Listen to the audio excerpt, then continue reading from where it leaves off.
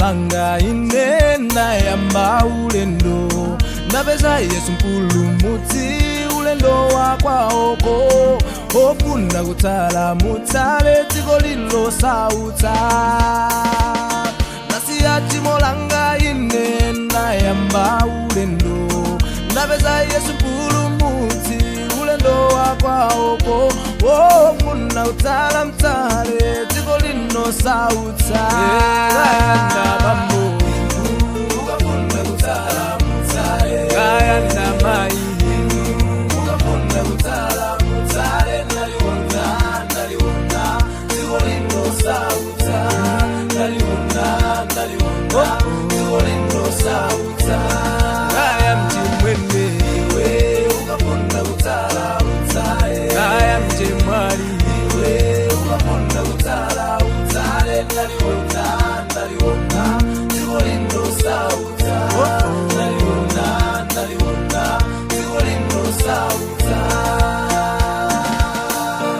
Moni mambo wathu Yesu Kristu ndikulandireniso lero kutumiki wathu wa tsiku la lero inde kupitiriza msonkhano wathu umene tikupanga pano pa TV. Mulungu wakumwamba akudalitseni potenga nthawi yanu kuti muli pamenepo tikhale limodzi ndithu mutumiki wathu wa tsiku la lero. Lero tinalonso phunziro lina lopambana limene tikupitiriza kugawana za nkhani ya chifuniro cha Mulungu. Ndithu tinachigawa chifuniro chimenechi magawo okwana asanu kapena kuti 5, ndipo lero tili pa gawo la D kapena kuti la namba 4. tinama ndi gawo A, B, C, lero tili pa D kapena kuti pa 4. Mawu otsogolera nawo a Efeso 5 verse 15 mpaka 17 pamene akunena kuti potero penyani bwino umo muyendera simonga opanda nzeru koma monga anzeru akuchita machawu popeza masiku ali oyipa. Chifukwa chache musakhale opusa koma dziwitsani chifuniro cha Ambuye nchiyani.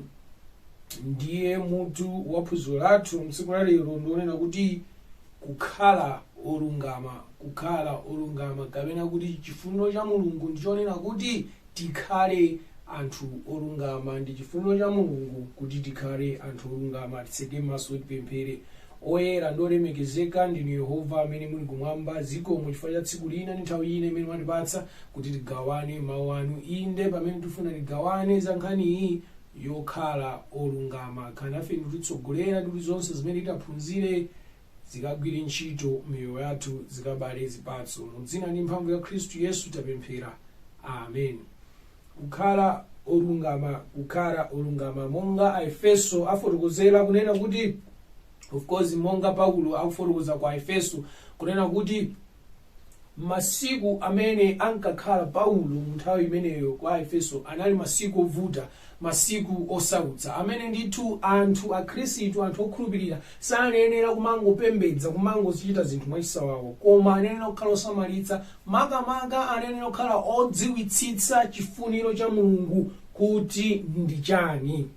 Potero ndichofunika ndithu ngakhale masiku athu ano amene ali ovuta, amene ali osautsa, amene zinthu zambirimbiri zikuchitika, ziphunzitso zambirimbiri, zikhulupiriro zambirimbiri, atumiki ambirimbiri, mipingo ambirimbiri, mautumiki ambirimbiri, ndithu mkhristu munthu okhulupirira anenera kukhala osamalitsa chifukwa tikukhala munthawi yotani yovuta. Kwenikweni munthu adziwitsitsitse kuti chifuniro cha Mulungu ndi chani. Adziwe munthu kuti Mulungu amafuna chani, Mulungu akufuna ndichite chani, ndipo Mulungu akufuna ndisachite chani. Tidziwe chifuniro cha Mulungu, ndipo tikachidziwa tidziyenda mmenemo, tidzikhala mmenemo. Ndiye lero tikugawana ngonena kuti ndi chifuniro cha Mulungu kuti ifeyo tikhale olungama, tiyende mmoyo olungama. Ndiye tikamati kukhala olungama, kuyenda olungama ndi kukhala mmakhalidwe ndi mmachitidwe ofanana, olingana, oyanjana ndi zimene Mulungu wakumwamba akunena. Maka-maka malamulo khumi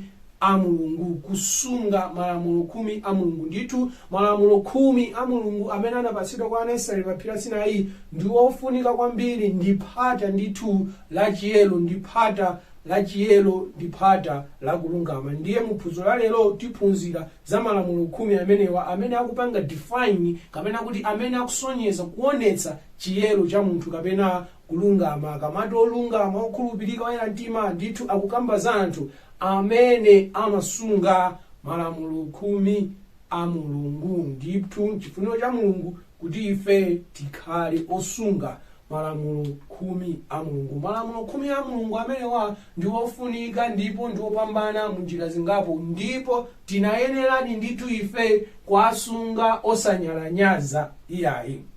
Malamulo khumi amenewa chinthu choyambirira nchonena kuti ndi mawu achipangano, ndi mawu apangano.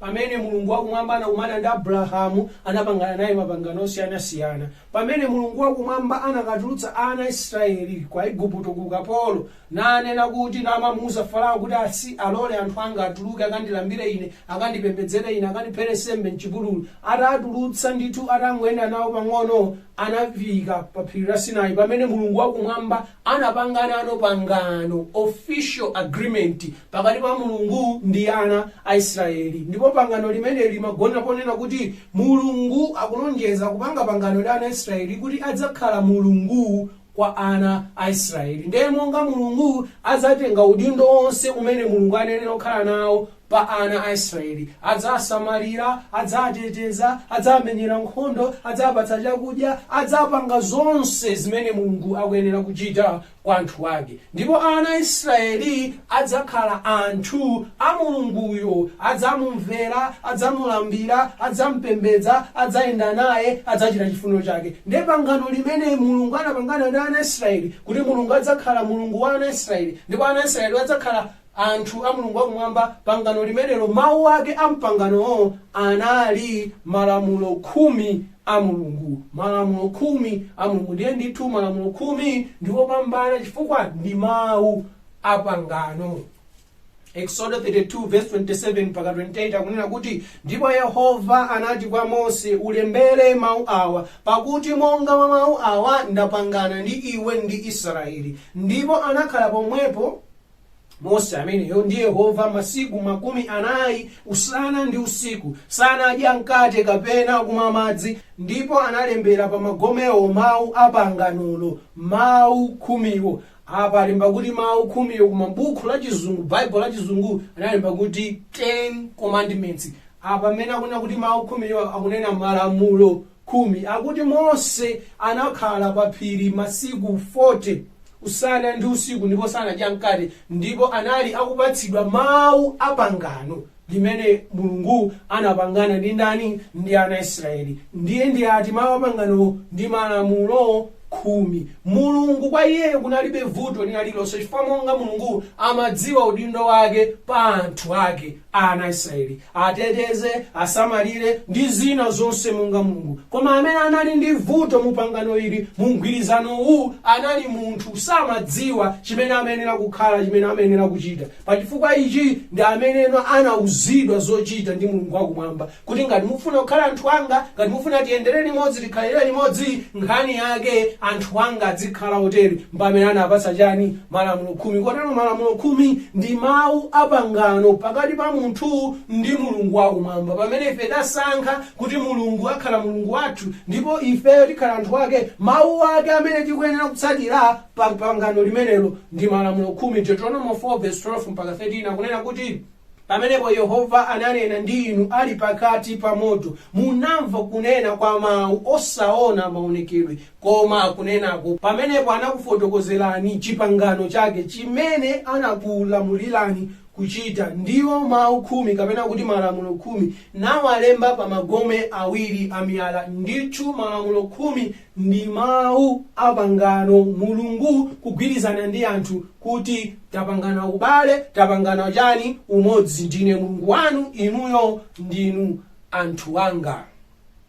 ndiye kwa Heberi akufotokoza za chipangano chatsopano kapena kuti pangano latsopano. Afotokoza kuti Heberi 8 verse 8 mpaka 11 akuti pakuti powatchulira iwo chifukwa ananena taonani akudza masiku anena Ambuye ndipo ndidzapangana pangano latsopano ndi nyumba ya Israeli ndi nyumba ya Yuda losati longa pangano ndidalichita ndi makolo awo tsikuli ndinawagwira dzanja iwo kuwatsogolera atuluke m'dziko la Igupto kuti iwo sanakhalebe mpangano langa ndipo ine sindinawasamalira iwo anena Ambuye pakuti ili ndi pangano ndidzapangana ndi nyumba ya Israeli atapita masiku aja anena Ambuye ndidzapatsa malamulo anga kuwalonga nzeru zawo ndipo pa mtima pawo ndidzawalemba iwo ndipo ndidzawakhalira iwo Mulungu ndipo iwo adzandikhalira ine anthu ndipo sadzaphunzitsa yense mfulu nzace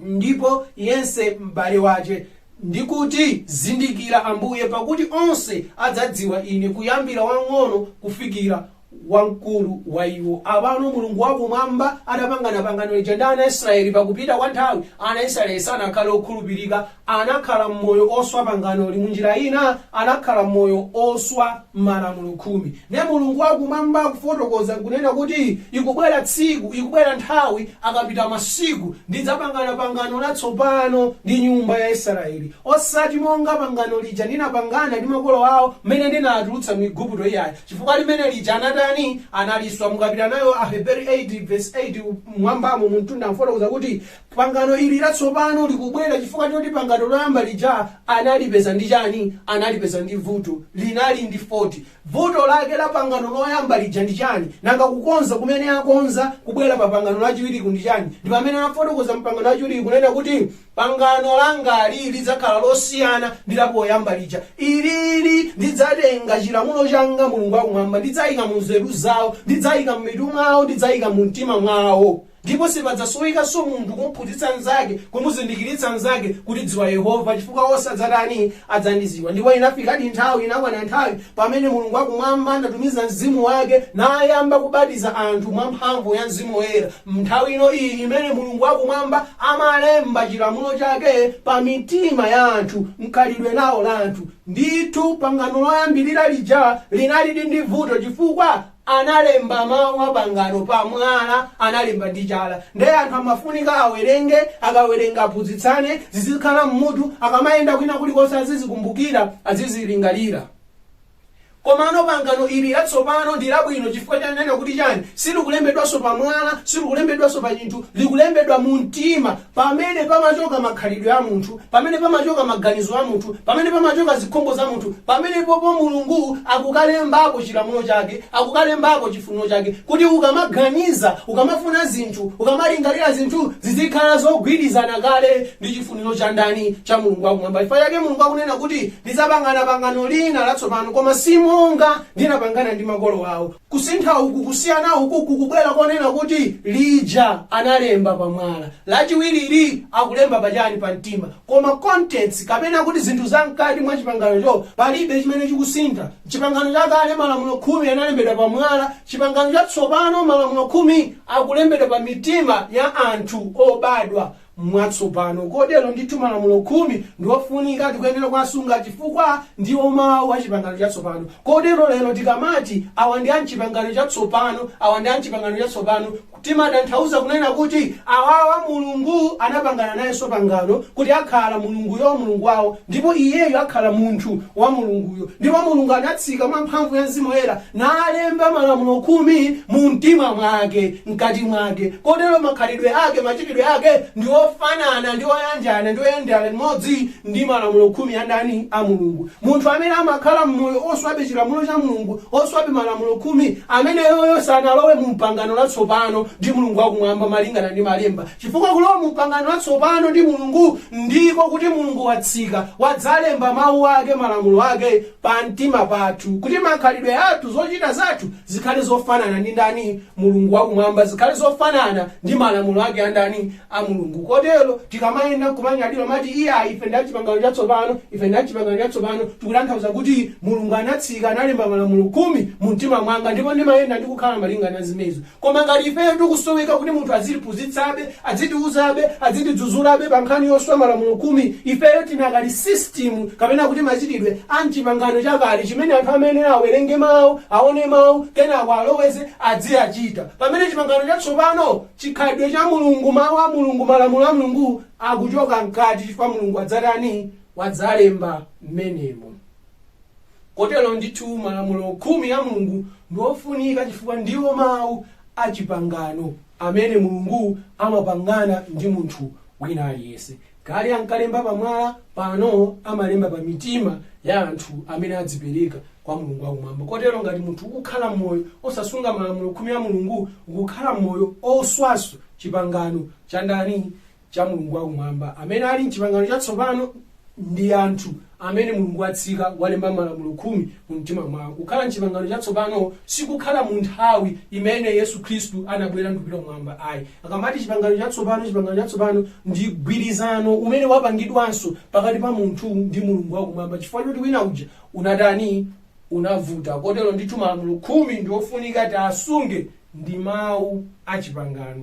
Ndi chipangano chimene tinenera kusunga pakati pa munthu amene wasankha Mulungu kukhala Mulungu wake ndipo iyeyo kukhala munthu wa Mulunguyo.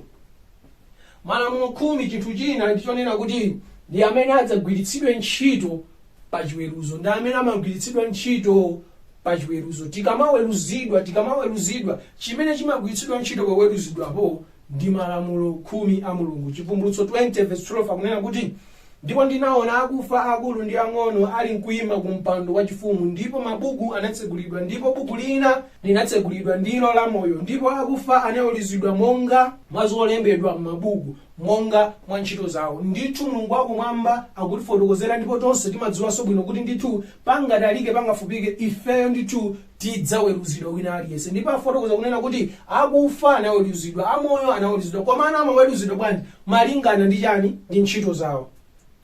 Pa nthawi ina iliyonse imene tikukamba za chiweruzo ndithu mwachidziwikire ndiye kuti pachitika khalidwe loswa chani lamulo. Ngakhale tikapita ku khoti akambokamba milandu amangofuna aone kunena kuti kodi zimene achita akuluwa zilili ndi umboni kuti aswa lamulo. Akapezeka kuti aswa lamulo pamene no judgment imatani imabwera. Sotero pakangokhala mawu onena kuti chiweruzo ndithu chikubwera chifukwa chonena kuti pali chilamulo. Ndiye chilamulo chimene chikugwiritsidwa ntchito mu chiweruzo cha Mulungu ndi malamulo 10 a Mulungu. Mulungu zonse zimene ife timachita timaganiza timayankhula ndi kumapanga zimasungidwa pamaso pake. Ndiyeno pamene ife tafa kuti mabuku athu atsekedwa, mwayi wathu oti tikhoza kusintha panga china chilichonse chatsekedwa chifukwa mawu akunena kuti kwayikika kwa munthu kufa kamodzi pompo chiweruzo. Ndithu pamene ife tafa mwayi wonse olapa oti nkusintha wathira pati pompo. Ndiye ntchito zathuno zimatengedwa ndikutani ndikuweruzidwa. Akamaweruza ntchitozi amayang'ana pati? Amazifanizira ndi chani? Amazifanizira ndi malamulo 10. Amatenga ntchito zathu kuzika apa ndikutenga malamulo 10 ndikuyika apa, ndikuona kuti zikufanana kapena zikusiyana. Akapezeka kuti zasiyana ndiye kuti ife ndi ochimwa wakumoto ku Gehena. Ndipo ndithu malamulo 10 ndi ofunika chifukwa ndi amene agwiritsidwa ntchito mu chiweruzo. Kotero kusunga kwa malamulo amenewa kudzatipanga ife kupyola kapena kuti kupambana mu chiweruzo chifukwa wina aliyense adzaweruzidwa. Yakobo 2:12 akunena kuti lankhulani motere ndipo chitani motere monga anthu amene adzaweruzidwa ndi lamulo laufulu. Ndithu lamulo laufulu kapena kuti the law of liberty ndi malamulo 10 a Mulungu. Ndi lamulo laufulu chifukwa ndi lamulo kapena kuti ndi malamulo amene ifeyo tikasunga amatipatsa mtendere, amatipatsa ufulu. Ndithu tiona kutsogolo kuti kamambano kwaona malamulo amene kuti ndithu pamene anthu tikuyamba kupeza mavuto, pamene tayamba kupeza mavuto timakhala kuti tayamba kuswa chani malamulo amenewa. Koma tikamasunga malamulo amenewa timakhala ndithu pa mtendere. Anthu ambiri amene ali kunende, anthu ambiri amene ali pa mavuto osiyanasiyana, ndithu chiyambi chake kuti ngachifotokoze, chiyambi chake kuti ngachifufuze, mukapeza kuti ana aswa awiri atatu anayi amalamulo 10 a Mulungu. Ndithu ndi lamulo la ufulu, malamulo amene amatipatsa ife chani ufulu tikawasunga. Ndiye kuti tichite mosamala, tiziyankhula mosamala, tizichita bwino monga anthu amene tidzaweruzidwe ndi chani? Ndi lamulo la ufulu. Ndithu malamulo khumi na amene adzagwiritsidwe ntchito poweruza anthu a dziko lapansi. Chinthu china ndichonena kuti malamulo khumi ndi mawu apamtima pa Mulungu. Ndi mawu apamtima pa Mulungu. Inu mukhoza kukumbukira bwino kuti mmene Mulungu ankalenga zinthu ankangoyankhula. Itakwana nthawi yoti alenge munthu, anati tipange munthu mchifanizo chathu, Ndiye Mulungu anafika, pofika pasi pa nthaka, ndikutenga dothi, ndikumakanya, kuumba chithupithupi. Atatha kuumba chithupithupi, anauzira mpweya wa moyo ndikukhala moyo. Ndithu munthu analengedwa in a very special way, analengedwa mwapaderadera. Ndithu Mulungu anachita kutsika ndikugwira ndi manja ake, kusonyeza kuti ndithu chimene akupangachi nchasiriyasi ndi chapamtima pake. Ndipo munthu ameneyo atachimwa sanangomusiya, ndithu anamuyikira njira chani? Ya chipulumutso. Ndi chapamtima chake. Ndi zinthu zikakhala pamtima pake pa Mulungu, amazipatsa special treatment kuti tidziwe ndi kuona kuti nchachani? Chapamtima chake. Ndithu malamulo ambiri amene Mulungu akumwamba amanena, amamuuza Mose ndikumalemba m'buku, amamuuza Mose ndikumalemba m'buku. Koma malamulo khumi Mulungu anachita kutsika ndikudzalemba yekha ndi chala chake, kusonyeza kuti ndithu chinthuchi ndi chapamtima chake Mulungu wakumwamba. Ndipo Mose akuchoka ku phiri ndi malamulo khumi, anapeza ana Israeli akupembedza mafano. Atapeza akupembedza mafano, akupembedza kamwana kang'ombe, anapsa mtima malamulo aja ndikuwaphwanya. Mulungu wakumwamba anati iyayi bweraninso. Anabweranso, anakalembanso kachiwiri ndi chala chake Mulungu wakumwamba, ndikukalembanso chimodzimodzi ndendende. Ndithu malamulo khumi ndi chapamtima chake cha Mulungu. Ndipo Mulungu amalenga kuti ndi mawu ndithu apadera, mmene Mulungu ankanena ankatanthauza zimene ankanena. Ndipo akuyembekezera kuti inu ndi ine tisunge Exodus 25:22 akuti, ndipo pomwepo ndidzakomana ndi iwe, kulankhula ndi iwe ndili pamwamba pa chotetezerapo, pakati pa kerubi awiriwo okhala pa likasa la mboni, zonse zimene ndidzakuuza za ana a Israeli. Mulungu akumwamba atatha kulemba malamulo khumi, anamuuza Mose apange likasa. Ndipo anamuuza kuti apange likasa ali malamulo khumi aja anakayika mkati mwa likasamo. Ndipo pamwamba kapena kupa chovindikirira cha likasapo, anamuuza apange akerubi awiri, angelo awiri agolidi. Akatero no ndem pa Exodus chapter 25:22 akumufotokozera kunena kuti iweyo ndine Mose tidziyankhulana, koma malo ako yankhulana ndionera kuti tizikayankhulana palikasa paja, uzikapita palikasa paja, nde ineyo ndizikakhala ulemerero wanga, kupezeka kwanga kuzikakhala pakati pa kerubi aja amene ayikidwa agolidi. Pansi pakepa mkati mwakemo muli chani? Muli malamulo khumi a Mulungu. Ndithu Mulungu akumwamba amapezeka pamwamba pa malamulo khumi a Mulungu, kusonyeza kufunikira kwa malamulo khumi a Mulungu. Mulungu akumwamba anamuuza Mose kuti zimene ndimayankhula iwe nkumalemba, umazilemba m'buku, mukazike pambali pa chani? Palikasa. Koma malamulo khumi awa mukayike mkati mwa chani? Mwalikasa. Ndikutengano mpando wake wachifumu Mulungu kukawika pamwamba pa chani? Pamwamba palikasa pamenepa. Ndithu Mulungu akumwamba malamulo khumi ndapamtima pake ndithu amawalemekeza. Chivumbulutso 11:19 akunena kuti, ndipo anatsegulidwa kachisi wa Mulungu amene ali mmwamba, ndipo linaoneka likasa la chipangano chake mkachisi mwache, ndipo panali mphezi ndi mawu ndi mabingu ndi zivomerezi ndi matalala akulu. Iyi inali nthawi imene Yohana pa chisungu cha Patimo amene amamuonetsa mavumbulutso osiyanasiyana akuti anaona kumwamba kutatsegulidwa, ndipo anaona mkachisi wa Mulungu, ndipo mmenemo anaonamo muli likasa la chipangano. Chipangano chake chiti chomwe chija malamulo khumi. Ndithu malamulo khumi ndi mawu apamtima pake pa Mulungu, amene ndithu Mulungu amapanga value kwa basi. Mateyu 19:17 akunena kuti, koma ngati ufuna kulowa mmoyo sunga malamulo. Ngati ufuna kulowa mmoyo sunga malamulo. Ndithu nthawi zambiri pamene anthu amamfunsa Yesu Khristu tichite chani kuti tulowe ufumu wakumwamba, tichite chani kuti tikapeze moyo osatha, Yesu Khristu anali kunena mwabwezabweza, sungani malamulo, sungani malamulo, sungani malamulo. Ndipo akati ayambe kuthula malamulowo, zimasonyezeratu kuti akuyankhula za chani? Za malamulo khumi. Fama ayamba kusabe, usaphe, usachite chigololo. Ndithu amangotapapo pa malamulo khumi ndikumachula. Ndithu Mulungu wakumwamba malamulo khumi akwadziwa amawerengera ndipo ndi mawu apamtima pake. Yohane 14:15 akunena kuti ngati mukonda ine sungani malamulo anga amene ali Yesu Khristu. Ndithu malamulo a Mulungu alipo ndipo akanalipo ndipo inu ndine tikuyenera kwatani tikuyenera kuwasunga. 1 Yohane 2:3 mpaka 4 akunena kuti ndipo umo tizindikira kuti tanzindikira iye ngati tisunga malamulo ake. Iye wakunena kuti ndimdziwa iye koma wosasunga malamulo ake ali wabodza ndipo mwa iye mulibe choonadi. Akunena kuti Yohane umu ndimene timazindikirira kuti Mulungu tikumudziwa, Yesu tikumudziwa ngati tisunga malamulo ake. Koma amene amanena kuti ndimamudziwa Mulungu, ndimamudziwa Yesu koma sasunga malamulo ake ndi wabodza ndipo mwa iye mulibe chani, mulibe choonadi. Munjira ina afotokoza kunena kuti sizingatheke ineyo kufika pomdziwa Mulungu, kufika pomzindikira Mulungu, ndikumayenda naye, ndikumakhala naye koma osadziwa za malamulo ake ndikuwatani, ndikuwasunga. Ndi zosathekayo kwa munthu amene amanena kuti ndimamudziwa Mulungu, ndimatsatira Mulungu koma sanafike pozindikira kudziwa kuti Mulunguyo ali ndi malamulo ndipo asungidwe malamulo. Munthu amene ndi wabodza ndipo sanafike pomudziwa ndani, pomudziwa Mulungu wakumwamba.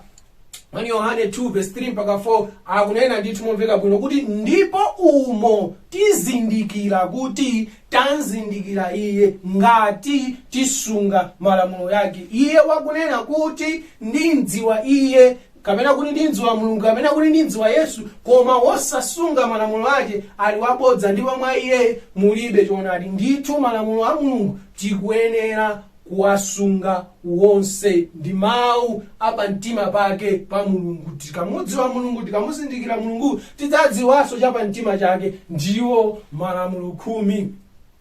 Komanso malamulo khumi ndi ofunika ndi opambana kwambiri chifukwa ndi amene amatithandiza kudziwa kapena kuti kusiyanitsa za Mulungu ndi zinthu zimene zisali za Mulungu, za Mulungu ndi zinthu zimene zili zachani za dziko lapansi, za Mulungu ndi za Satana mdierekezi.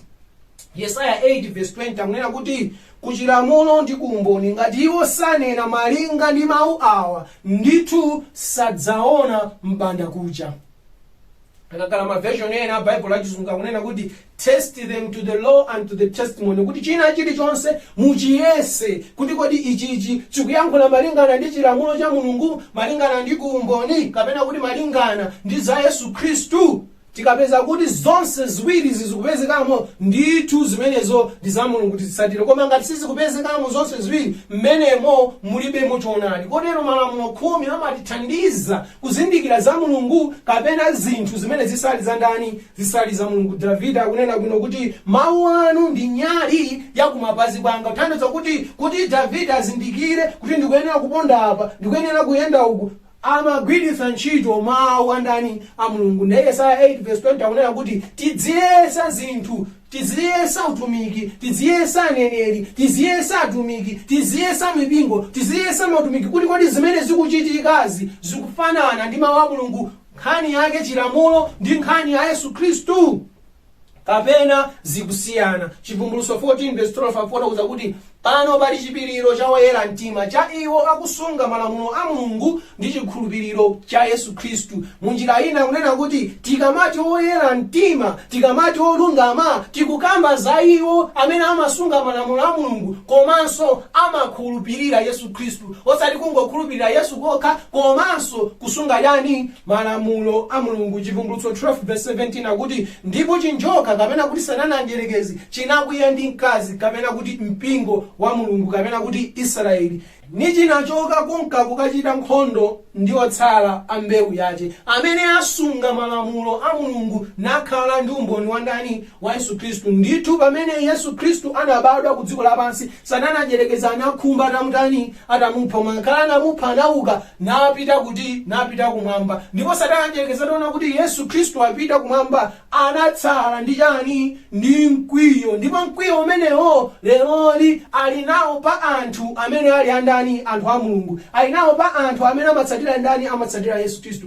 Ne buku la Chivumbulutso 12 verse 17 pakufotokoza anthu amene satana anjerekeza akulimbana nawo, anthu amene satana anjerekeza ali pakalikiliki ndiwo, anthu amene satana anjerekeza akumenyana nawo nkhondo, amene mkwiyo umene uli nawo akuthetsera pa iwo. Akufotokoza kuti ndi anthu amene amasunga malamulo a Mulungu komanso ali ndi umboni wa Yesu Khristu. Munjira ina amakhulupirira kuti Yesu Khristu ndi Mesiya olonjezedwayo komanso amasunga malamulo a Mulungu. Zinthu ziwiri izi zonse iwo ali ali nazo. Ndithu malamulo a Mulungu akuyenera kusungidwa, akuyenera kutsatiridwa, ndiwofunika, ndiwopambana, komanso amatithandiza kusiyanitsa pa zinthu za Mulungu ndi zinthu za dziko, zinthu zimene Mulungu akupanga approve komanso zinthu zimene Mulungu sakupanga approve. Ndithu malamulo a Mulungu amatithandiza kudziwa zake za Mulungu ndi zimene zisali zake za Mulungu wakumwamba. Ndipo ndithu monga tikunenera mphunziro li ndi chifuniro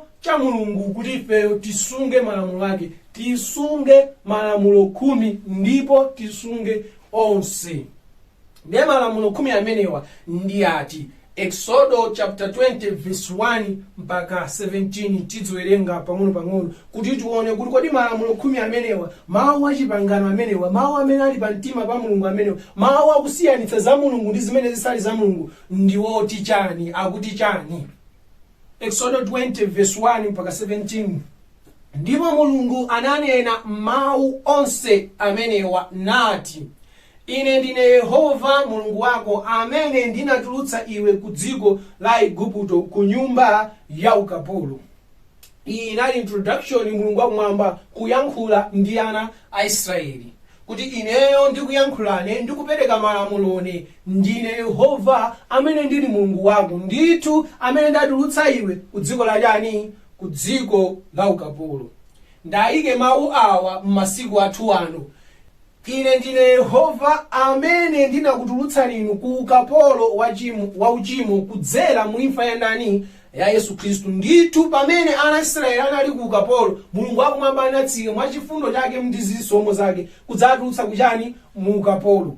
Anatulutsa kwa ulere asanachite china chilichonse chabwino pamaso pa Mulungu. Mu zisomo zake Mulungu anatani, anatulutsa. Adatulutsano kuti apulumuka achoka ku ukapolo, ayambano kuyenda ndi Mulungu mpamene amakapatsa chani, malamulo 10. Mulungu wakumwamba sana kumane ndi Mose koyambirira kuja pa chitsamba paja ndikumuwuza kuti tabwera kuno ndamva ana Israeli akulira kudandaula afuna ndatulutse ku ukapolo akakhale pa mtendere, ndiye ndikukupatsa malamulo 10 awa, ukapita ukapatse adzikasunga, akakwanisa kusunga ndibwera ndi dzanja langa la mphamvu ndatulutse ku ukapolo. Ayi, Mulungu wakumwamba sanatero. Anamva kulira kwa ana Israeli natuma Mose apite akatulutse ana Israeli ati chikhalire ochimwa ndosachita bwino pamaso pa Mulungu, nawo atulutsa ku ukapolo. Atatulutsa ku ukapolo apulumuka, amenyera nkhondo, amasula, ayambano kuyenda ndi Mulungu wakumwamba. Ndi pamene Mulungu wakumwamba akuwapatsano malamulo 10 kuti takulandirani ine ndine Mulungu, sindifuna kuti tidzingokhala mwachisawawayi. Kubwera kuja ndimabwera kwa inu, ndimabwera chifukwa cha chikondi ndi chisoni ndi chifundo kuti ndidzakuchotseni ku ukapolo, koma khalidwe la ine ndilili. Ndi Mulungu wakumwamba akuwapatsa ana Israeli malamulo 10 atapulumutsidwa kale, atamasula kale. Abale anga, chinthu ichi timvetsetsane. Ifeyo sitikuyitanidwa kukusunga malamulo a Mulungu kuti Mulungu abwere kwa ife. Mulungu anabwera kwa ife, amabwera mwa ife mwachisomo, mwachisoni, mwachikondi ndi mwachifundo. Ife tili chani? Tili chichimwire. Ife sitikusunga malamulo a Mulungu kuti tipulumutsidwe, Mulungu atipulumutse, ayi, koma tikusunga malamulo a Mulungu chifukwa choti Mulungu watipulumutsa. Ndiye notayamba kukhala mmoyo okhala ndi iyeyo, oyenda ndi iyeyo. Pa chifukwa chimenecho khalidwe likuyenera kuti lisinthe, kachitidwe ka zinthu kakuyenera kuti kasinthe, kakhale kogwirizana ndi ndani? Ndi Mulungu wakumwamba. Anakapulumutsa ndi kukapatsa malamulo. Yesu Khristu analifera tili adzigololo. Yesu Khristu analifera tili afiti. Yesu Khristu analifera tili akuba. Yesu Khristu analifera tili ochita zonyasa zosiyanasiyana. Ndikuti lipilira ngongole ya uchimo, kuti masula ku magoli achani a uchimo, mwaulere mwachisomo. lero tikuyitanidwano kusunga chilamulo cha Mulungu, osati kuti tipulumuke koma ifani titatani tapulumuka. Ndiye monga ana a Mulungu amakhala motani motere tinayenera kutero. Chimodzimodzi mutampeza inu mwana amene ali street kid kapena kuti masikini amene amagona kusuka bridge, zovala zakuda, zovala zasanza, kumadya mabini, mwana amene ujayu mutati mwanyamuka kukampangano adopt, mwana uja mukamutenga mukafika naye kwanu mukamulowetsa mushawa akasamba mupasa zovala zatsopano pokhala patsopano. Mwana uja chifukwa choti walowa mnyumba mwanu ndi mwana wanu ayamba kukhala mmoyo ndi machitidwe mongano mwana wachani wapakhomo. Sanyamukanso kupita kumabini kukatola zakudya, sanyamukanso kukavala zovala zasanza. Moyo wake wasinthika, mampanga adopt. Ndi chimodzimodzi ndi Mulungu wakumwamba. Ndithu pamene akutitanira kukusunga malamulo ake ndi chifukwa choti ifeyo ndife ana ake kale. Ndiye monga ana ake ndi mmene tinayenera kutani kukhalira. Ndakwauza ana Israeli nena kuti ine ndine Yehova Mulungu wanu amene ndakutulutsani inu ku nyumba yachani ya ukapolo. Ndakuyambopereka lamulo loyamba kapena kuti mawu apangano oyambirira kunena kuti usakhale nayo milungu ina koma ine ndekha. Lamulo loyambira ndonena kuti anthu amene tasankha kuyenda ndi Mulungu, kukhala ndi Mulungu, tisamakhalenso ndi milungu ina koma adzikhala Mulungu wakumwamba yekha. Kotero pamene tasankha kuyenda ndi Mulungu tisakhalenso ndi milungu ina, tisakhalenso ndi machitidwe ena, zina zonse tizisiye koma Yehova yekha akhale Mulungu wathu. Tisapembedze milungu iwiri itatu folo, Yehova yekha akhale Mulungu wathu. Lamulo lachiwiri akunena kuti usadzipangire iwe wekha fano losema kapena chifaniziro chilichonse cha zinthu za mthambo lakumwamba kapena za dziko lapansi kapena za madzi apansi pa dziko. Usazipembedzere izo, usazitumikire izo, chifukwa ine ndine Yehova Mulungu wako, ndili Mulungu wansanje wakulanga ana chifukwa cha atate awo kufikira m'bado wachitatu ndi wachinayi wa iwo amene akudana ndi ine, ndi kuwachitira chifundo anthu zikwi a iwo amene akondana ndi ine nasunga malamulo anga. Lamulo lachiwiri ndiloletsa nkhani ya mafano. Akunena kuti usachite fano lina lililonse, usadzisemere fano lina lililonse, usapembedze fano lina lililonse, ngakhale kungotani kungolitumikira. Nkhani ya mafano ndi anthu a Mulungu titalikane nayo, ndipo tisatani tisakhudzane nayo, titalikane nayo. Tisatenge gawo mukupembedza fano kwina kulikonse, mukutumikira fano kwina kulikonse. Nkhani ya mafano pakati pathu isamveke, pasakhale ubale wina uliwonse. Lamulo lachitatu akunena kuti usatchule dzina la Yehova Mulungu wako pachabe, chifukwa Yehova sadzamuyesa iye wosachimwa amene atchula pachabe dzina lakelo. Lamulo lachitatu akunena kuti dzina la Yehova ndilopatulika, dzina la Yehova ndilapaderadera, kotero ligwiritsidwe ntchito pamene likuyenera kutani kugwiritsidwa ntchito. Tikatenga dzina la Yehova, tikatenga dzina la Mulungu ndikuligwiritsa ntchito mu njira zina zonse zosakhala bwino, ndikumuchimwira Mulungu wakumwamba, ndikuswa ndithu chipangano, ndikuswa lamulo lachitatu pa malamulo 10. Ndithu pamene ife takhala ndikumanena kuti munthu wa Mulungu, munthu wa Mulungu, munthu wa Mulungu ndi zosiyana ndi kungoti awo.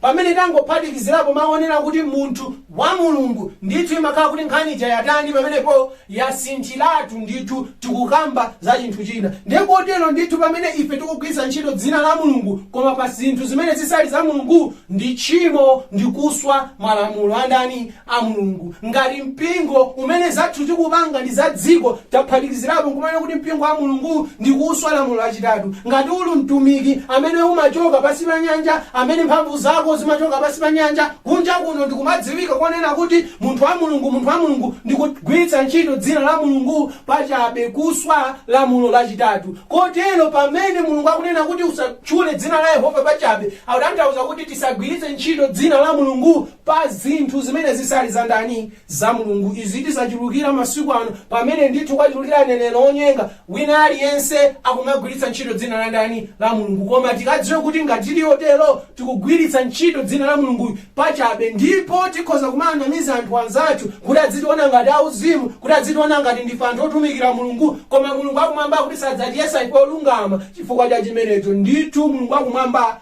akuletsa kugwiritsa ntchito dzina lake pa zinthu zimene zisali ndani, zinthu zimene zisali zake.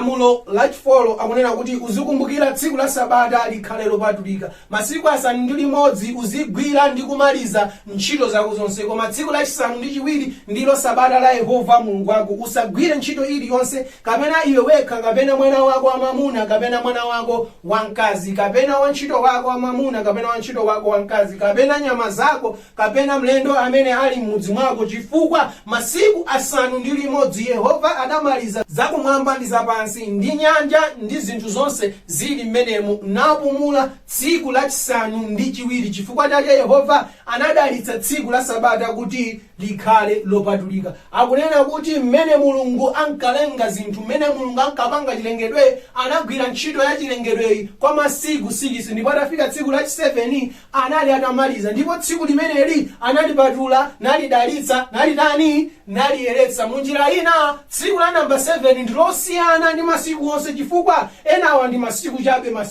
koma tsiku ilili Mulungu analipatula kuti likhale lapadera, analidalitsa tsikuli, analiyeretsanso tsikuli. Ndipo pa masiku onse 6 limene linadalitsidwa ndi kupatulidwa ndi lachi namba 7, limene leloli timalitcha kuti Saturday, kapena kuti anthu ena pakulakwitsa amanena kuti loweruka. Chifukwa mawu awa amene timatchula Saturday kumanena kuti loweruka ndi olakwika, chifukwa tikamanena kuti loweruka lili Saturday kenako linalo likubwera lusandi kumati la Mulungu, nkhani yake ili apa ndi ya sabata, chifukwa tsiku limene lili pambuyo la sabata ndi tsiku loweruka. Anthu aweruke ku zintchito zawo, asiye ntchito zawo, apite akatani akapumule kukonzekera tsiku la chani, kukonzekera tsiku la Mulungu. Kotero leloli tinasemphanitsa tsiku la Mulungu lija limene lili la sabata, tinalipanga kuti likhale lotani, likhale lowerukira ku ntchito tsopano. Tsopano Sunday tsiku loyambirira pa Mulungu likhale tsiku la chani, tsiku la Mulungu. Uku ndikulakwitsa kusemphana ndi malamulo a Mulungu ndi chipangano cha Mulungu, chifukwa tsiku lenene na namba 7 limene Yehova analipatula ndi kulidalitsa ndi tsiku la namba 7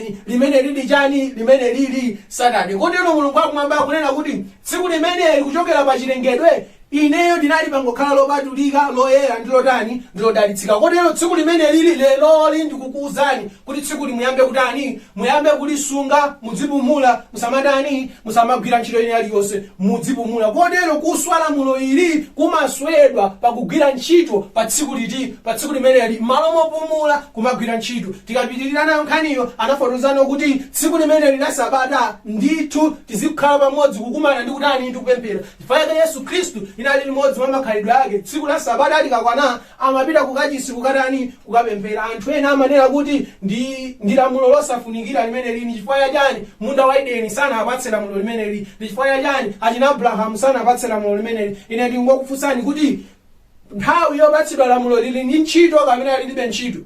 Chifukwa mukakumbukira m'Baibulo lanu mupeza kuti lamulo limakhala lamulo pamene Mulungu atani wanena. Andi nthawi yonenera lamulo lilibe ntchito. Chimene chili ndi ntchito nchonena kuti Mulungu anena kapena sanatani, kapena sananene. Kotero ngati wina sanamuuze, wina ndikukamuuza sunganena kuti ine chifukwa choti simunandiuze, chifukwa choti auje simunauze, then aneso sinditsalira. Iyayi nthawi ya Abrahamu sananene, nthawi ya Adamu sananene, kuyambira nthawi ya ana Israeli kupita uku Mulungu ananena, ndipo lamulo limene lilipo, ndipo ife tikuyenera kulitani, tikuyenera kulisunga. Zilibe kanthu Adamu sanamuuze, zilibe kanthu enawo sanawauze, koma itakwana nthawi Mulungu ananena kuti tsiku lija ndinalipatula ndi kuliyereza lija, muyambe no kuligwiritsa ntchito, mulilemekeze. Kotero lamulo ili lilipo chifukwa choti latani, laperekedwa. Ngakhale m'mayiko mwathu lero tikamapanga zinthu zathu tikafuna kuti lamulo likhalepo, timadikira kale lamulo lija, aparliament alivomereze, president alivomereze, kena kono limakhala chani, limakhala lamulo. Otherwise amangokhala mawu otani, oyankhula. Ndiye sunganena kuti chifukwa choti lamulo ili labwera pompano mu 1990 lamulo limunalibe, mu 1995 lamulo limunalibe, chifukwa chani mukuti patsaife pano zimenezo silipanga nawo.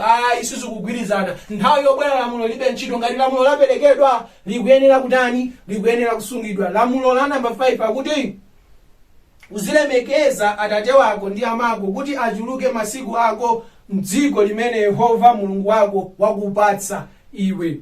Lamulo la namba 5 Mulungu akumwamba kunena kuti uzilemekeza atate wako ndi ndani, ndi amako. Honor your father and your mother. Ndithu Mulungu akumwamba amaona, amadziwa kukhulupirika ndi kudzipereka kumene makolo amakhala nako pakumusamalira mwana, pakumukuza mwana, pakumulera mwana. Amaona nsembe imene makolo amapereka pakumulera ndani, pakumulera mwana. Amavutika naye munjira zosiyanasiyana, kunyamuka naye usiku ndi usiku ulendo kuchipatala, kunyamuka naye ulendo ovuta kuti mwana uja akhale bwino. Mulungu wakumwamba zonsezi amaona. Mafizi amene makolo amavutika, kuvutika kosiyanasiyana kumene makolo amavutika chifukwa cha ana, Mulungu wakumwamba zonsezi amaona. Makolo nthawi zina mafika pozipereka nsembe kwa ana awo kuposanso mene amadziperekera nsembe kwa Mulungu wakumwamba. Mulungu wakumwamba zonsezi amaona. Kotero Mulungu wakumwamba chimamuyipira, chimamunyasa akaone kuti munthu amene anadzipereka nsembe kuti kuza ife, kutilera ife ino tikamuchitire mwano. Mulungu wakumwamba amaona kuti ndi chipongwe chachikulu, ndi chifukwa chake Malamulo ake anayikapo makolo kuti munthu alemekeze makolo ake, munthu apatse ulemu makolo ake. Kaya ndi otani makolo apatse ulemu, chinthu chimenecho Mulungu wakumwamba chimakondweretsa. Ndipo pamenepo anayikapo mdalitso kuti mwana amene alemekeza makolo, amene apatsa ulemu makolo, mwana ameneyo adzampatsa mdalitso okhala moyo wautali ku dziko lapansi. Ndithu tinayenera kulemekeza makolo athu. Lamulo la namba 6 akunena kuti usaphe. Ilo ndiye mwachidziwikire tikudziwa kuti kupha ndi chani. Munthu sakuyenera kutani, sakuyenera kupha munthu mnzake. Nthawi zina anthu ena amanena kuti popomesanena kuti usaphe, nanga ukapha nkhuku sikupha, nanga ukapha mbuzi sikupha. Mukapita Bible la Chizungu analemba kuti version ena analemba kuti shall not chani murder. Chichewa chomveka bwino kapena kuti Chizungu chomveka bwino. Murder. Usaphe uyu ndi wa murder. Murder sitimanena kuti kuchotsa moyo kwina kulikonse. Ukapha nkhuku imeneyo si murder iyayi, kumene kuti kungupha. Ukapha ng'ombe imeneyo si murder, kumene kuti kungupha. Koma pamene wapha munthu mnzako imeneyo ndi murder, ndimene kutani, ndimene ikuletsedwa. Ndiye munthu sakuyenera kupha munthu mnzake. Ndiye Yesu Khristu anabwera anaonjezeranso pamenepo kuti munthu amene amamkwira mnzake mpaka nadzuwa kulowa amaswaso. Lamulo la namba 6 limeneli, chifukwa sitikuyenera kukhala ndi mkwiyo wina ndi zake. Tikuyenera kukhala anthu otani, anthu okondana. Pamene sitinkonda munthu, pamene munthu timamuda, ndithu timakhala ngati munthu yotamutani tamupha, timakhala ndi mlandu ndi ngongole ofanana ndi munthu amene waswa lamulo la 6 lonena kuti usatani, usaphe. Lamulo namba 7 akunena kuti usachite chigololo, usachite chigololo. Ndithu munthu amene akuyenera kukhala ndi mkazi kapena kukhala ndi mamuna ndi okhawo amene ndithu apanga chinkhoswe kapena kuti ukwati wovomerezeka. Anthu ndikuchitira chani, ndikuchitira umboni kuti auje ndauje, akwatirana auje ndauje, ndi banja tsopano. Anthu okhawo ndi amene akuloledwa kukhala pamodzi. Zina zilizonse zingachitike kupatula pamenepa, chimenecho ndi chigololo. Mulungu wakumwamba akuletsa. Chigololo china chimene Yesu Khristu anachifotokoza atafika pa nkhani yomweyo, ananena kuti zikachitika kuti munthu akwatira, monga anafotokozerera anthu avomereza zonse zili bwinobwino, komano banja lija lakatha kumene kuja. Likakatha banja limene lolo, nonse muli amoyo, nonse chimene chingachitike, ngati mukufuna akhalabe pamaso pa Yehova, ngati mukufuna kuyendabe ndi Mulungu, wina aliyense akakhale single, kapenapo ngati mungafune mukhoza kubwerera naso. Koma moyo oti munakwatirana muchitiridwa umboni, Mulungu wakumwamba nadza nachitira umboni namanga chinthu chimenecho. Munthu wina aliyense sakuyeneranso kutani, kumasula. Chimene Mulungu wachimanga ndipo munthu wina aliyense sakuyenera kumasula. Kotero kutha kwa banja kuti zatha, ukhoza kukwatiranso muyendabe ndi Mulungu, ndi pamene mwina mmodzi watani wamwalira. Koma ngati mwasiyana banja pa chifukwa china chilichonsecho, wina aliyense pamene popo sakuyenera kutani, kukwatira. Akakakwatira munthuyo wachita chigololo. Iyeyo wakukwatirayo ndi amene wakwatirana nayenso wachita chani, wachita chigololo. Munthu ngati anakwatirana ndi munthu mnzake, banja lijalatha. Ndi akakwatira ndi munthu wina amene sanakwatirepo, iyeyo wachoka kotha banjayu achita chigololo. Uyuluso achitanso chani, achitanso chigololo. Kotero Mulungu wakumwamba chimene ankafuna ndi chimene amafuna, banja likachitika tikakwatirana lisate mpaka namuti, mpaka namuyaya kapena mpaka manda. Ngati zingachitika kuti simupirirana, simutha kukonza milandu yanu, mukasiyana, wina aliyense akakhale chani, wina aliyense akakhale single. Ndikumva chisoni pachoti masiku ano nkhani yothama banja ndesi nkhani yayi zikongoti tikakwanana basi palibenso kukambirana palibenso chani unachokera kwanu inenso nachokera kwathu tinakumana okulakula banja ndikutha ndikukakwatira wina ndithu mabanja otelolera achulukira koma mawu a Mulungu akunena momveka kuti chimenecho ndi chani ndi chigololo ndithu ndipo choopsa chimene chikuchitika masiku ano Satana wayesetsa ndipo akuyesetsa kuti mabanja amene ali abwinobwino oyambirirawa makamaka adzikhala otani adzikhala osokonekera cholinga anthu angokhala mmoyo wa chigololo koma osapita kubhala koma osakhala hule koma osakhala ndi zibwenzi kumakhala moyo wa chigololo munthu uli ndi nyumba yako uli pa khomo pako chifukwa chokwatira banja lachiwiri kapena lachitatu kapena kumapita uku ndithu banja limene lilovomerezeka pamaso pa Mulungu ndilo khalo limene lilotani lili loyamba mukayambana kuti simungagwirizanenso wina aliyense akakhale single ngati mukufuna kupita kumwamba kapena apo mukhoza kubwerera naso kapena aponso ino amene simunakwatire pamene mufuna kukwatira muonetsetse kuti chisankhocho mwachipanga mosamalitsa chifukwa kulibe livesi ukalowa mu golili la banja ndiupezeka kuti kena kwazindika kuti khangati nalakwitsa khangati sizinayende bwino sungachokemo uyenera kukhala mutimo mwemo kapena banja lithe wina aliyense akakhale chani single pachifukwa ichi amene tinakwatira kale tiyeni tikhale okhulupirika ku mabanja athu omwewo amene tinakwatira mabanja achiwiri ndithu mawu a Mulungu anomveka bwino kuti ndimenecho ndi chigololo tikuyenera kusiya komanso Mulungu akumwamba kunena kuti kukwatira ndi mkazi mmodzi mwamuna mmodzi afotokoza bwino Yesu Khristu mkazi mmodzi mwamuna mmodzi ndithu mawu a Mulungu akunena momveka bwino usachite chigololo. Lamulo namba 8 afotokoza kuti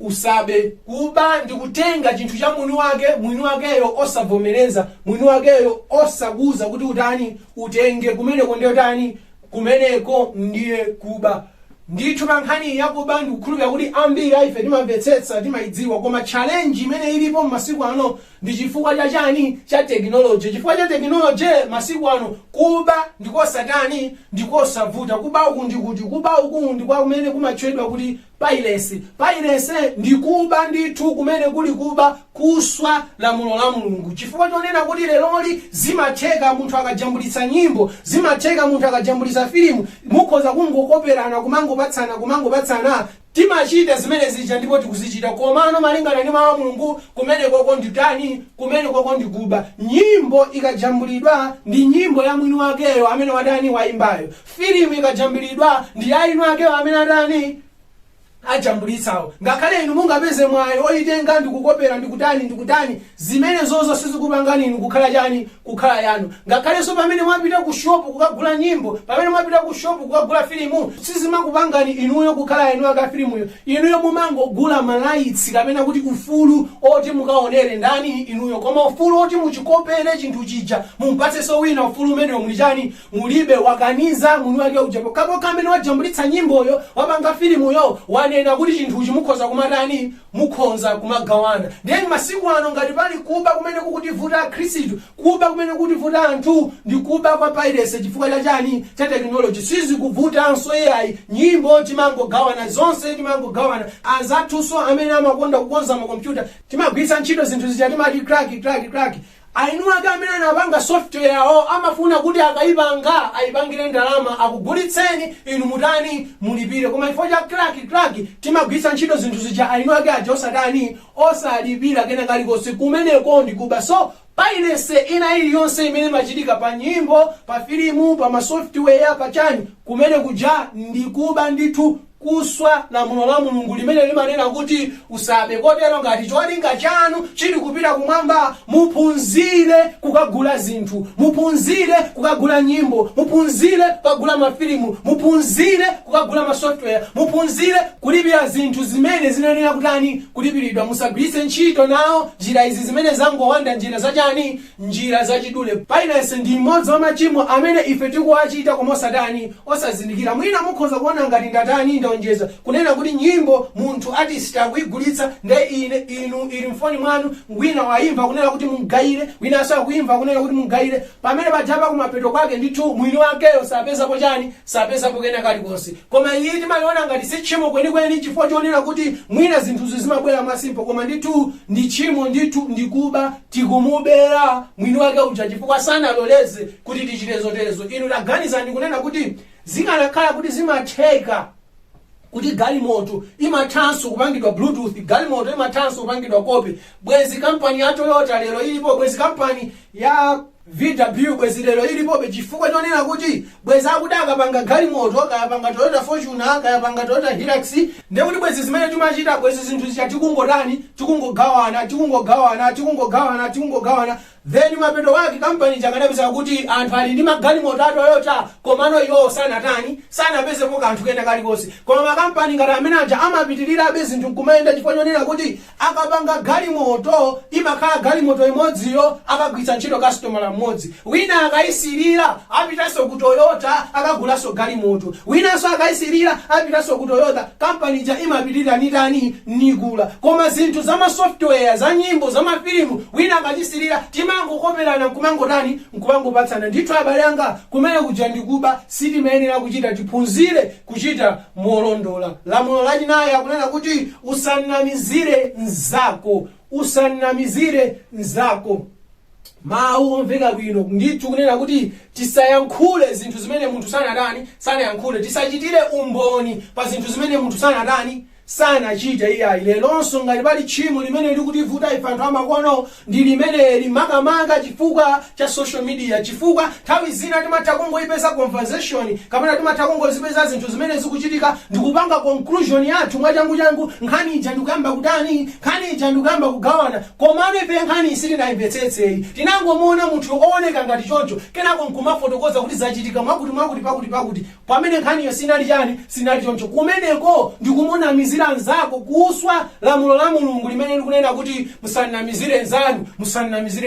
Tinene zokhazo zimene tili sure, tipange forward ma messages okhawo amene tili nawo sure kuti awawa ndiotani ndiwoona. Koma lero ndithu pa social media ngati pamakoma ndi nkhani yake ama forwarding ma messages, ndithu amene akuoneka kuti wina wake wa blanda, wina wake sanachite bwino, ndithu kumene kuja ndikukomedwa ndi kuswa lamulo la Mulungu lonena kuti musanamizire nzako. Mukhoza zoona zopheka inu mwina chifukwa choti inuyo simunanamiziridwe, koma kunamiziridwa chinthu chimene sunachite, sunanene, chinthu chimene wina sanatimvetsetse ndi chinthu chopweteka kwambiri. Ifaye kama Mulungu akunena kuti musanamizire nzako, ndipo musanamizire nzako uyu akuphatikiziranso ndi Mulungu wakumwamba yemwe namumva Yakobo akunena kuti atamfunsa bambo wake kunena kuti wakayipeza bwanji nsanga nyama imeneyi, amayi yake atamveka iye chikopa napita kukaba madalitso a m'bale wake. Abambo ake anadaba kuti mwapita kale kutchire, ndiye kutchireko makaphakale nyama mabwera. Yakobo pokamba nati Mulungu wanu wandithandiza, Mulungu wathu wandithandiza. Kunamizira Mulungu ndithu ngakhale masiku ano munjira zambirimbiri tikumamunamizira ndani Mulungu pa zinthu zimene sanachite, pa zinthu zimene sananene, zimene ifeyo tikufuna tichite. Ndamvapo ine ena akunena kuti Mulungu andiuza akuti mwakuti chonsecho angopeka Mulunguyo sanauze akuti usanamizire nzako, kuphatikiziranso ndi ndani, ndi Mulungu yemwe sitikuyenera kunamizira. Lamulo lomaliza akunena kuti usasirire nyumba yake yanzako, usasirire mkazi wake wanzako, kapena wantchito wake wamamuna, kapena wantchito wake wamkazi, kapena ng'ombe yake, kapena bulu wake, kapena kanthu kalikonse kanzako. Lamulo namba 10 lomaliza pa malamulo 10 a Mulungu akunena kuti usasirire kanthu kena kalikonse kanzako, usasirire kanthu kena kalikonse kanzako. Anthu ena amanena kuti pali kusirira kwabwino ndipo pali kusirira koyipa, pali kusirira kwabwino ndipo pali kusirira koyipa. Sindikudziwa ngati pali kusirira kwabwino kapena kusirira koyipa, koma ndingofotokoza chimene mawuwa akunena kuti usasirire kanthu kena kalikonse kanzako, kapena wantchito wake, kaya mkazi wake, kandi chani china chilichonse chimene chili chanzako, iweyo usachisirire. Kusirira ndi kutani? Kusirira kumene akukamba pankonena kuti kuchiona chinthu chanzako kuti chili bwino ndikufuna chomwecho chikhale chako. Kumene koko ndiye kutani? Kusirira kumene mawu a Mulungu akunena kuti wachiona chinthu cha nzako ndiye wachiona kuti chili bwino, wachiona chinthu cha nzako ndiye chakutenga mtima, ndiye ukufuna chinthu chomwecho chikhale cha ndani, chikhale chako. Zimenezo Bible likuletsa kuti iya chinthu chikakhala cha nzanu ndiye chili bwino, chisiyeni chikhale cha nzanuyo. Munthu mkazi mamuna akakhala wa nzanu ndiye mukumuona kuti ali bwino, musiyeni akhale wa ndani, wa nzanuyo. Musafune chinthu chomwecho. Ndithu nazoonako ine anthu akulandana antchito, ndazoonako ine anthu akulandana makasitomala, ndazoonako ine anthu akulandana business. Chimachitika ndi chani? Baibulo lafotokoza kale kuti tikanakhala timamva ndi kutsatira zimene Mulungu amanena, bwezi zisakuchitika chifukwa akuletsa kuti usatani, usasirire kanthu kena kalikonse kanzako. Ngati waziona zanzako zili bwino, zisiyeni zikhale choncho. Ngati inuyo mungakhumbe kuti chimene chiso nditachipeza, kapezeni njira zina zopezera chinthu ngati chimenecho, komano chisakhale chimene chocho mwachiona cha nzanucho. Mwachitsanzo mukhoza kumpeza nzanu kuti mwina wagula foni yake yabwino, kaya mwina tekino kaya chani, nkuona kuti foni ndioni foni ndi yabwino kwambiri yanisangaza, kupita ku shop kugula palibe vuto. Komano mukafuna foni yomweyo ya nzanuyo ikhale yanu, pamene pali chani, pali vuto. Chinthu cha nzanu mukachiona bwino, musachisirire ndi kufuna kuti chomwecho chikhale na ndani, chikhale chanu. Chanu chikhale chanu, cha nzanuyo chikhale cha ndani, cha nzanuyo. Anthu amalandana ngakhale antchito amene apa kampani, kuona kuti pa kampani panopa, kampani yanzanga ikuyenda bwino kwambiri, zinthu zikuyenda bwino kwambiri, komano kumaona kuti amene amapanga kuti kampani iyi iyende bwino kwambiri ndi akulu awawa, ndi akulu awawa. Tsiku lina ndikudzabwera kuyambocheza nawo akulu aja, kodi kunoku ndi mmalandira zingati? Mutabwera kuti muzidzagwira ntchito kampani yanga, ndithu ndikhoza makulipirani zambiri. Kumeneko ndikusirira kumene Bible likutani, likuletsa. Chifukwa chake anthu kumapeto kwake amaona kuti anandibera wantchito makuti. Ndithu Mulungu anaziona kale kuti nkhani zimenezo zimabweretsa mavuto. Munthu usasirire kanthu kanzako, kakhale wantchito wanzako, kakhale ndani, kakhale mkazi wanzako. Malamulo awa ndi amene Mulungu amatchula kuti pangano. Pamene ife tabwera kuti tufuna Mulungu akumwamba tiyende naye, tikhale naye, mawu a pangano amene Mulungu amatipatsa ife ndi Malamulo 10 awa amene tagawana nthawi imeneyi. Mukhoza kawerenganso ndikumva kwina kuonjezera pamenepa. Mapala ngofuna kuti tidziwe kuti Malamulo 10 a Mulungu akanalipo, ndipo Malamulo 10 amenewa ndi mawu a pangano pakati pa munthu ndi Mulungu. Kotero Mulungu akamatiyang'ana ife amatifuna atione tili mmakhalidwe ofanana ndi oyanjana ndi Malamulo 10. Ndithu ndi mawu a chipangano. Komanso Malamulo 10 amenewa ndi mawu amene adzagwiritsidwe ntchito pa chiweruzo. Mulungu akamadzatiweruza azidzayang'ana, kodi sanasirire chinthu cha nzawo, kodi sanatenge chinthu cha nzawo amenewa, kodi sananamizire nzawo, kodi sanabe, kodi sanaphe, sanachite chigololo, kodi sanaswe sabata, kodi amene wawa amapembedza milungu ina sanagwiritse ntchito dzina langa bayabe. Adzayang'ana zinthu zimenezozo. Komanso Malamulo 10 ndi chapamtima chake cha Mulungu, ndi chapamtima chake cha Mulungu. Amasamalisa ndipo amawerengera wonse 10 mpaka na lero lino. Ndipo Malamulo 10 amenewa ndi amene amatithandiza kusiyanitsa ana a Mulungu ndi ana a Satana njerekezi. Mateyu 7:21 mpaka 23 akunena kuti siyense wakunena kwa ine Ambuye Ambuye adzalowa mu ufumu wakumwamba, koma wakuchitayo chifuniro cha Atate wanga wakumwamba. Ambiri adzati kwa ine tsiku lomwelo, Ambuye Ambuye, kodi sitinanenera mawu m'dzina lanu ndi m'dzina lanunso kutulutsa mizimu yoyipa ndi kuchita m'dzina lanunso zamphamvu zambiri? Ndipo pamenepo ndidzafukulira iwo, sinena kudziwani inu nthawi zonse, chokani kwa ine inu akuchita kusayeruzika. Yesu Khristu akunena kuti tachulukira anthu pa dziko lapansi omangoti Ambuye Ambuye, omangoti Yesu Yesu Yesu Yesu, koma osachita chifuniro chake cha Mulungu wakumwamba. Ndakuti tsiku lomaliza Yesu Khristu akamadzabwera adzamba kutenga anthu ake, kenako ena adzatsala nawo na kuti ifeyo tatsala gahena tsopano ndi amene watsala. Koma adzadabwa ndi kumufunsa Yesu kuti ifeyo chikhristu chathu timachiyesa ndi kuchiona kuti zili bwino zikuyenda, chifukwa chani mwatisiya? Yesu Khristu adadzanena kuti chokani, sindikuda nini, sindikukudziwani ndipo sindinakudziwe nkoni. Chifukwa chani Yesu Khristu akuti sakwadziwa? Akupitiriza mawu kufotokoza kunena kuti akuchita kusayeruzika, akuchita kusayeruzika. Mawu awa amene amasulidwa kunena kuti kusayeruzika akuchokera ku chizungu chonena kuti iniquity kapena kuti lawlessness. munjira ina chinthu chimene anthu ambiri adzatsalire pa tsiku lotsiriza ndichifukwa chonena kuti amapemphera amati yesu inde koma samasunga malamulo a mulungu, sanali mukhalidwe ndi mmachitidwe osunga malamulo a mulungu. Pa chifukwa chimenecho ambiri adzatsala ndipo yesu khristu adzanena chokani sindinakutanini sindinakudziwani. Anthu amene sasunga malamulo, anthu amene salemekeza malamulo, anthu amene saphunzitsa malamulo, mulungu wakumwamba yesu khristu wakana akuti samawadziwa. Ndipo tsiku limenelo tidzadabwa akutiuza yekha kuti tichoke sakutitani sakutidziwa. Mawu aja ati ndiona ndokhulupirika amanena yohane onena kuti umu ndimo tizindikira kuti tinzindikira iye ngati tisunga malamulo ake. Ndipo apa yesu khristu akunena kuti chokani sindinakudziwani inu osasamala chani chilamulo. Abale anga tikuyenera ife ndithu tisunge malamulo ake a mulungu. 1 Yohane 3:4 mpaka 10 akuti yense wakuchita tchimo achitanso kusayeruzika, ndipo tchimo ndilo kusayeruzika. Tikamati tchimo timatanthauza kuti kuswanya chilamulo cha mulungu. Ndipo akamati wochimwa ndi munthu amene akuswanya chilamulo cha mulungu. Ndipo mudziwa kuti iyeyu kapena kuti yesu khristu anaonekera kudzachotsa machimo, kapena kuti ngati tchimo lili kuswanya chilamulo cha mulungu na yesu khristu anabwera kudzachotsa machimo, akutanthauza kuti yesu khristu anabwera kudzathetsa khalidwe lokuswa, lophwanya, losamvera malamulo a mulungu, kuti anthu tsopano akhale mukhalidwe ndi mmachitidwe omvera malamulo a mulungu wakumwamba.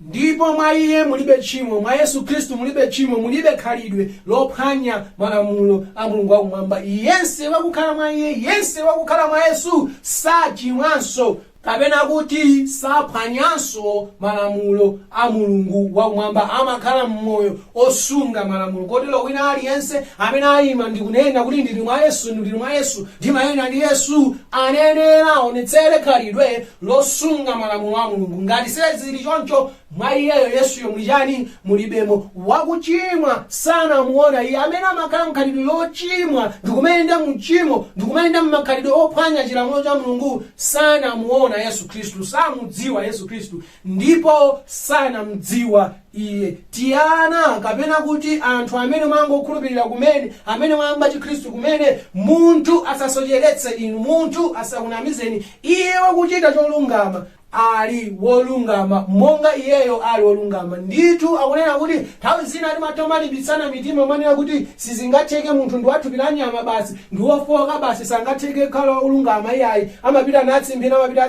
ndema akunena kuti iyayi munthu asakusocheretseni. Amene ali wolungama ndi wolungama ndithu, ndipo satani satsimbinaso. Munthu zimatheka ndipo ndizotheka ndipo zikutheka kukhala wolungama moyo wonse nthawi zonse osaphwanya chilamulo cha ndani cha mulungu. Ndipo akunena kuti amene ali olungama kapena kusunga malamulo a mulungu, oyenda malingana ndi mawu a mulungu ndi olungama ndithu, monga mmene yesu khristu analili wolungama. Iye wochita tchimo kapena kuti osamvera chilamulo, osasunga malamulo, ali ochokera mwa mdierekezi, chifukwa mdierekezi amachimwa kuyambira pachiyambi. Ndithu moyo wonse wa uchimo atate wawo ndi satana mdierekezi. Pamene ife tikhala mmoyo wa uchimo oswa chilamulo, tingodziwa kuti sizinatheke, sizikuyenda, tinakali ana asatana mdierekezi. Kukachita ichi kapena kuti pa chifukwa ichi mwana wa mulungu adaonekera ndiko kuti akaononge ntchito za satana mdierekezi. Chifukwa chonena kuti kuli uchimo ku dziko lapansi, kuli kusasunga chilamulo cha mulungu, yesu khristu anabwera kuti adzaononge ntchito za satana mdierekezi, adzaononge khalidwe, chizolowezi ndi machitidwe oswanya malamulo a mulungu, osamvera malamulo a mulungu. Ndi akunena kuti yense wobadwa kuchokera mwa mulungu sachita tchimo. Amene wabadwa adi mwatsopano pa mphamvu ya mzimu woyera ndipo akuyenda ndi mulungu wakumwamba sachita tchimo munjira ina, saswanyanso malamulo khumi, saswanyanso zimene mulungu akunena, satsutsananso zimene mulungu akunena,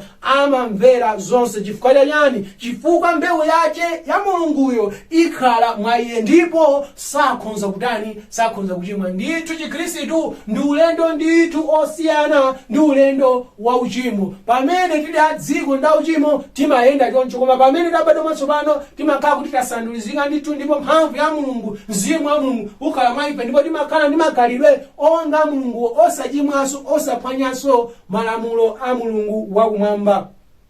sakhonzanso kutani, sakhonzanso uchimo. Moyo wa uchimo unayenera kutha ndipo umatha. Ndipo Yesu Khristu pakubwera konse anabwera kudzaonetsera ndi kuonetsetsa kuti munthu wasiya khalidwe la uchimo lochimwira Mulungu wakumwamba, popeza wabadwa kuchokera mwa Mulungu. Ndithu munthu amene wabadwa patsopano sachimwanso chifukwa wabadwa kuchokera mwa Mulungu. Ndakupitiriza pa 1 Yohane 3:4 mpaka 10:10 akunena kuti mmenemo aoneka ana a Mulungu ndi ana a mdierekezi. Akufotokoza kwamveka bwino kuti mmenemu ndi mmene amaonekera ana a Mulungu, ndi mmene amaonekera ana a Satana mdierekezi. Kuti ana a Mulungu amakhala moyo wachiyero, moyo olungama, oyenda malingana ndi malamulo a Mulungu. Ana a Satana mdierekezi amakhala moyo wa uchimo, otsutsana ndi ophwanya malamulo a Mulungu. Ndiye chimene Satana mdierekezi anatichenjerera ndichonena kuti mwina tidzingoswa limodzi kapena awiri kapena atatu, koma tikafika pomaswa onse aja tifika podzidzimuka ndi kudabwa kuti wakhala ngati sizikuyenda. Koma tikangoswa limodzi awiri atatu ena kumasunga timazimva be Chikhristu koma mawu akunena kuti iye amene abadwa choka mwa Mulungu sachimwanso chifukwa mbewu ya Mulungu ili mwa iyeyo. Ndipo mawu akunena kuti amene waswa lamulo limodzi waswa wonse, chifukwa amene ananena kuti usabe ndi amene sananena kuti usaphe. Kotero ngati sumaba koma umapha ndikumaona kuti zili bwino iyayi, chifukwa iweyo ndi oswa lamulo. Kungonena kuti mukungosiyana ndi anthu ena kuti iwe wakuswa chani, koma ndithu kusunga chilamulo cha Mulungu ndi kusunga chilamulo chonse.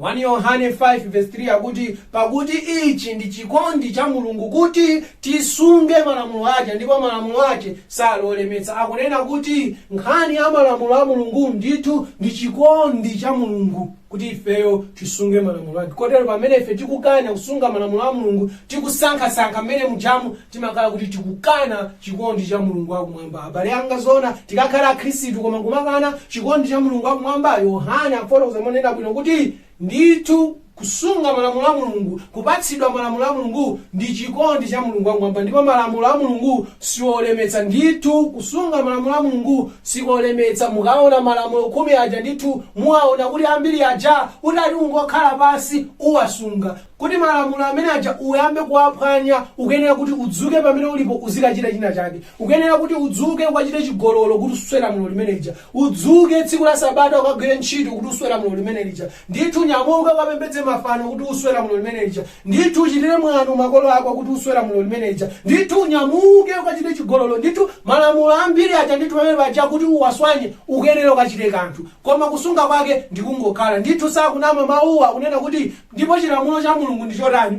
sicholemetsa ndichopepuka.